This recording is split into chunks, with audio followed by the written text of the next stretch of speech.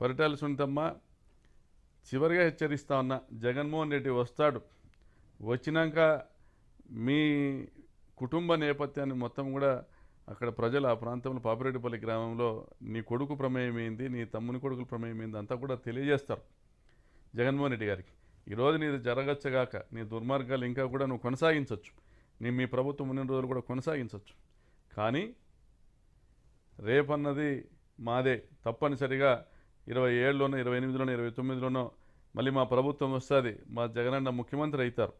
మీరు చేసిన ప్రతి ఒక్క దుర్మార్గాలకు కూడా లెక్కగట్టి ఆ రోజు తగిన సమాధానం చట్టబద్ధంగా తెలియజేయడం జరుగుతుంది. కాబట్టి ఇప్పటికైనా నీ పద్ధతులు మానుకో. నువ్వు ఎవరిని బెదిరించాలనుకుంటున్నావు?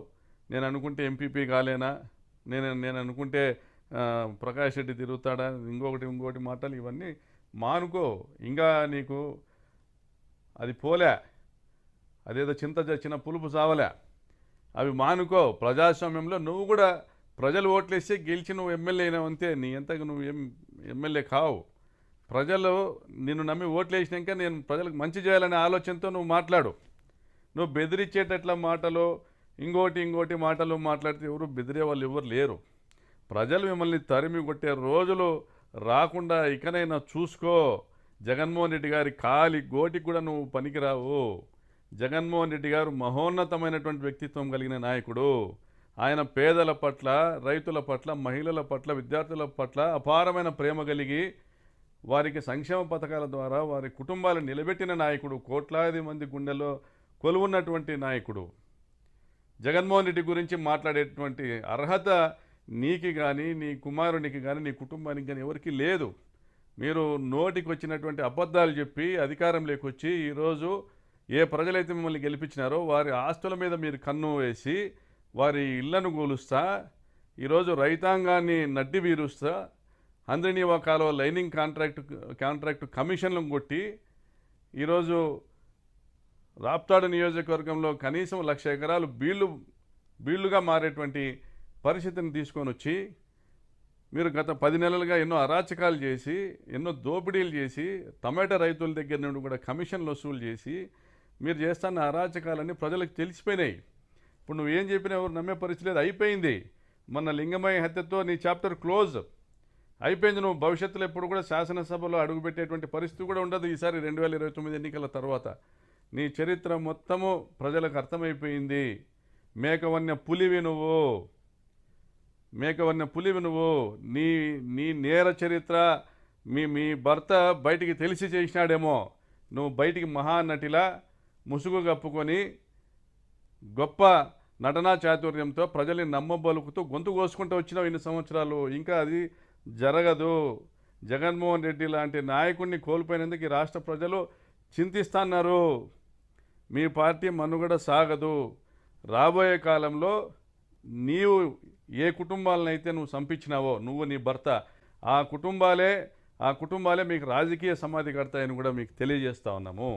అన్నీ కూడా ప్రజల్లో మీరు పలచనైపోయేటువంటి పరిస్థితి తీసుకొని వస్తే, ఆ రోజు జగన్మోహన్ రెడ్డి గారి ప్రభంజనం వీస్తూ ఉంటే ఆ గాలిలో ఓడిపోతానని తెలుసుకొని ఒక బకరా కావాల్సి వచ్చి నీ కొడుకును పోటీ చేయించినావు నా మీద.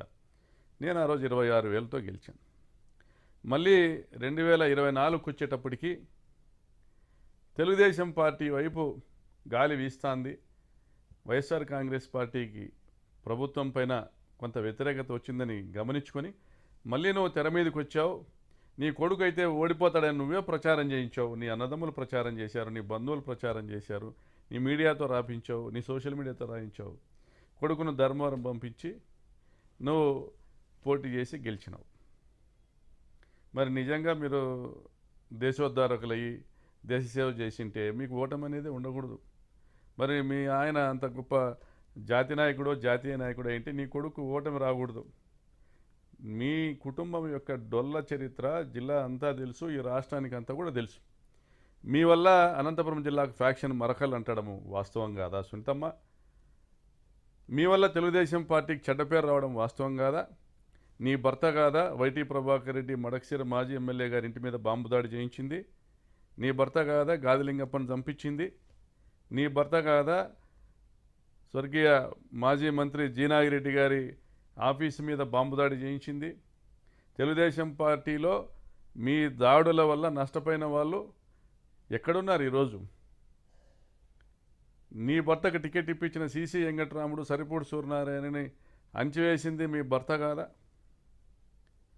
మరి దుర్మార్గంగా పార్టీలకు అతీతంగా మీరు చేసిన దారుణాల వల్ల నష్టపోయిన వాళ్ళు వందల వేల మంది ఉన్నారు. అయినా వేల సార్లు నువ్వు నీ భర్త హత్యను తెర మీదకి తీసుకొచ్చి రాజకీయంగా లబ్ధి పొందాలనుకుంటావు.